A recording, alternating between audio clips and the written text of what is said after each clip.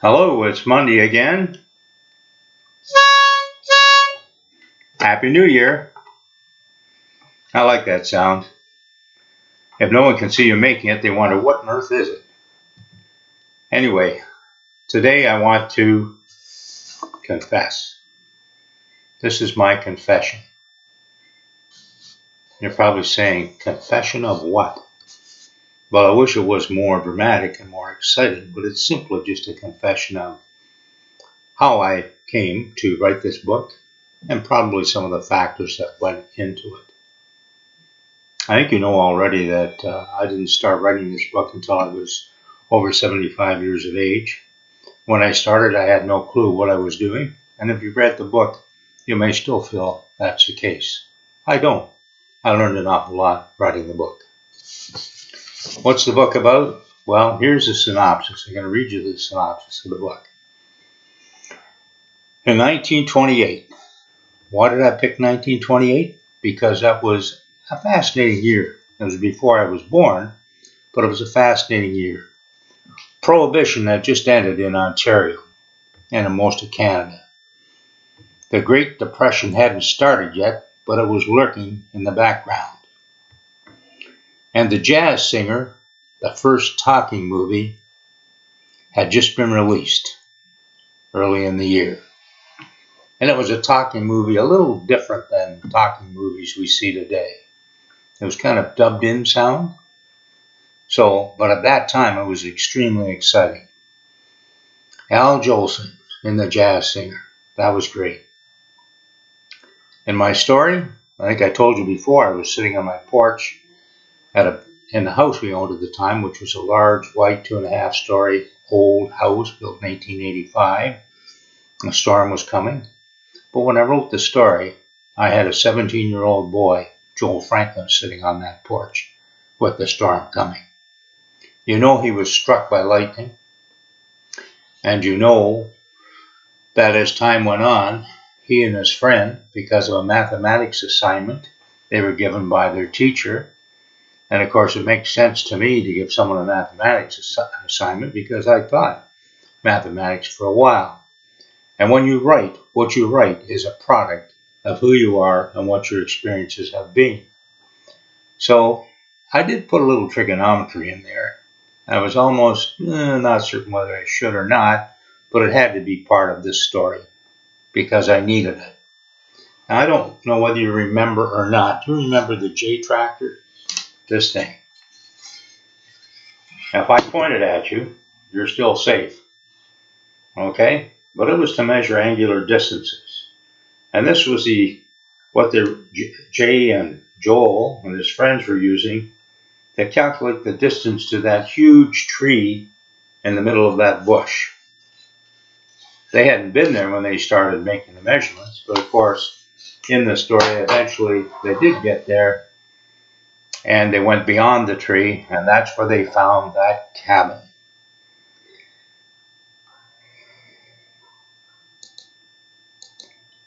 Well, there's a J tractor I was just waving around in front of you.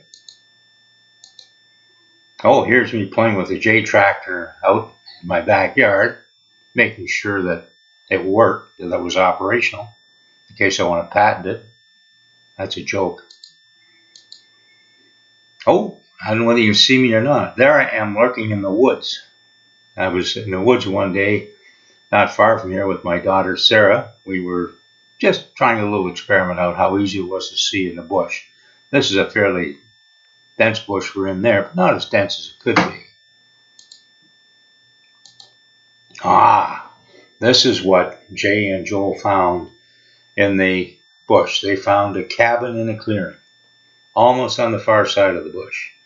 And of course, in that cabin, that's where they found the body. And of course, that's where the story started. Well, part of the story. Because if you remember, in the very first few pages of my book, Joel was struck by lightning. And that strike activated a portion of his brain that enabled him to receive messages from someone who died a terrifying death. He could contact essences. And of course, now they found a murdered body at this cabin. So the story is going to build on those two ideas. Well, stories are like that. They build on ideas. I know the one I'm writing right now, I'm trying to connect things together. And fortunately, because I am the author, I'm kind of the god of my own universe when it's fiction. And so it's virtually impossible for me to paint myself into a corner. Oh, I get darn close to it sometimes and I go, how can I do this? How can I escape what I do? So in writing this story of the mystery, the whodunit, you know, there are a lot of twists and turns in this story. You'll remember that Chief Petrovic, who was chief of the Chase Fort, aka Stratford Police, had to get help from the London Police, Detective O'Neill. And Detective O'Neill and he went to Ottawa. And when they went to Ottawa, they went there because it turned out that the body in the cabin belonged to the owner, one of the owners of the property. And Louise Carter had been a relatively prominent person because she was the daughter of a member of Parliament. So now we've got the daughter of a member of Parliament identified as the murder victim. You'll remember Dr. Whittles was having trouble, after all it was 1928, identifying what the poison was, and they had trouble finding the killer. But when you have two determined sleuths and one determined author, these things do work out.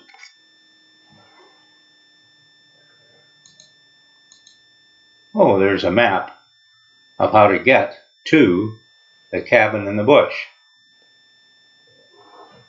And the big tree, I guess the big tree is just in the upper right corner there, and you can see where the cabin is. Plays a very prominent role in this story. And if you read more of my stories, you'll find it does appear on more than one occasion. That's the cabin. Now, other things happened along the way. I know that I found bound and bent to explain why I thought it would be possible for my young hero to make contact with a dead person.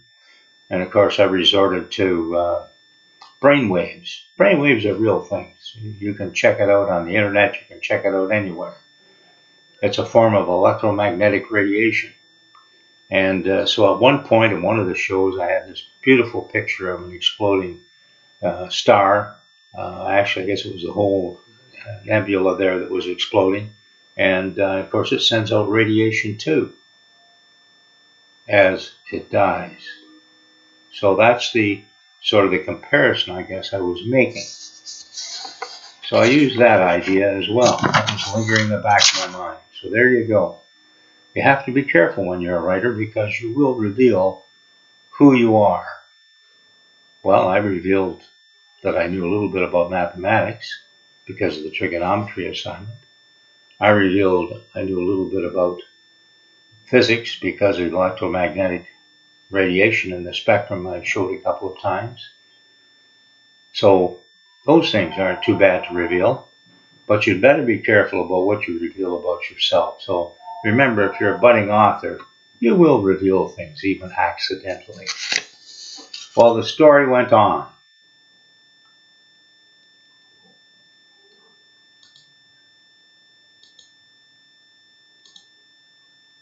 And let me see, I'm fooling myself here with these things. Oh, there it is. There's a medallion. And you'll recall as the story went on that it took some twists and turns. And finally, even though it looked like perhaps an early suitor of Louise Carter may have been the killer because they were able to find out that the poison that was used was something that only a botanist would be well aware of, or Socrates, and that was hemlock. And the chief and the detective narrowed in on him, but lo and behold, someone had stolen his medallion, and lo and behold, it appeared at the murder site. And lo and behold, Who would have known that he had the medallion aside from himself? Perhaps his sister, Bella Frankel, who was connected to the family. She looked after Louise's mother in Ottawa. So here we are, tying all these things together. And then you'll recall, and it's one of my favorite scenes, we won't say a lot about it, but it is. You recall that they got a hold of Proofy. Proofy's a town character. Received his name because of his ability at an early age to identify how much alcoholic content there was in a bottle of spirits. Well, of course, he had an alcoholic background and grew up an alcoholic. And he confessed, remember, he took his shoes off because he had, and his socks, because he had his notebook stored there. Ah, what a terrible thought. But he was able to say, yes, I was given some money by a lady to deliver this special wine which contained the poison hemlock. So we had everything narrowing in, and finally we got her. We caught Bella Frankel. Now, that's the end of this story. Bella Frankel is charged with the murder of Louise Carter. It all fits together quite neatly. Bella Frankel looks like she's highly manipulative, quite clever, and not a very nice person. But is this the end of Bella Frankel? Well, I guess you have to read more of my books to find out. But right now, she's locked up, charged with the murder. She has an appeal going on. Who knows what will happen there? In 1928, they didn't hang many women. It was a very rare instance, but they did hang them.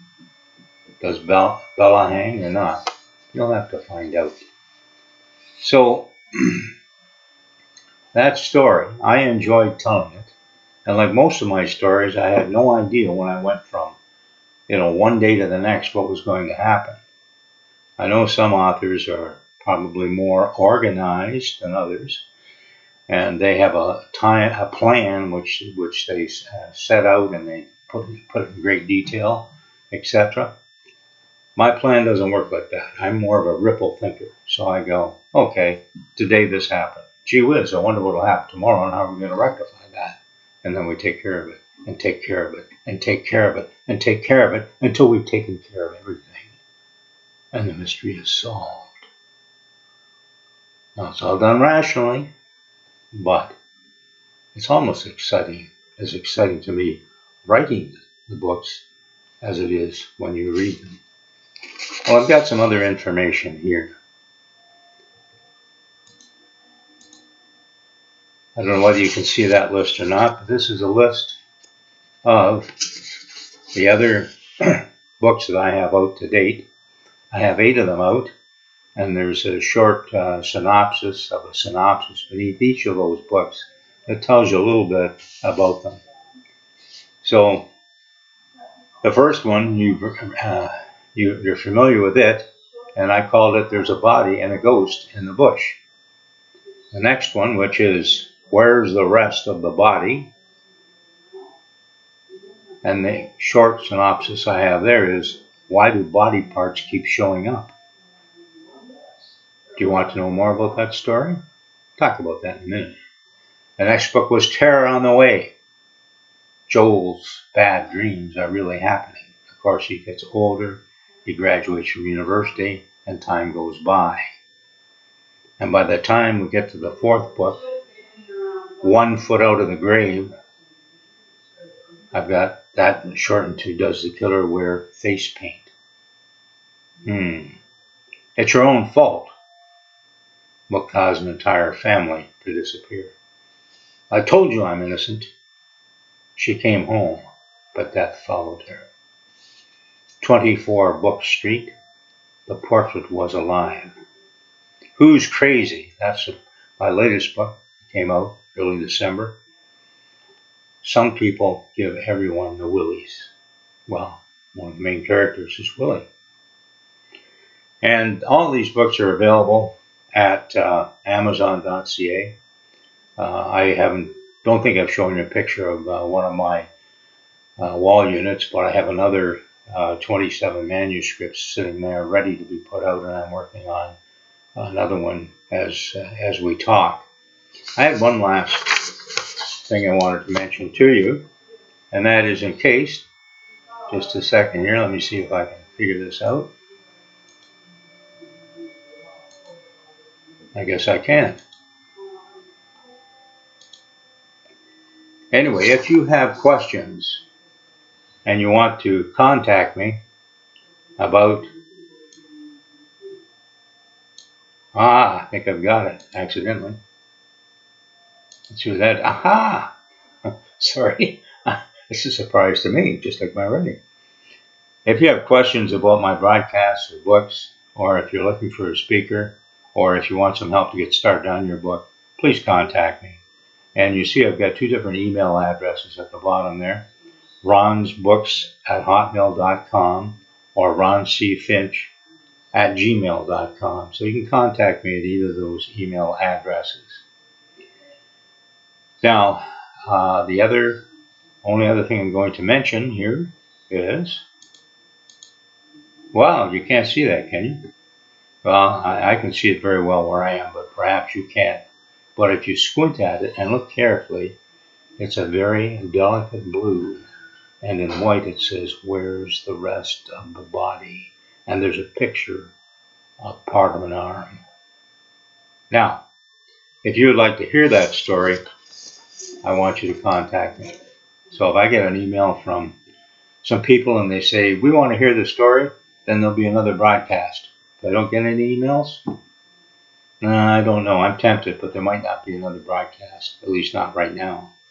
But the lightning at 200 Durham Street took me, I think it was, if we count to date, that's 18 YouTube broadcasts. And I'm certain that Where's the Rest of the Body will take about the same number. It's an exciting book. So it's all about finding body parts. Anyway, thank you for your time.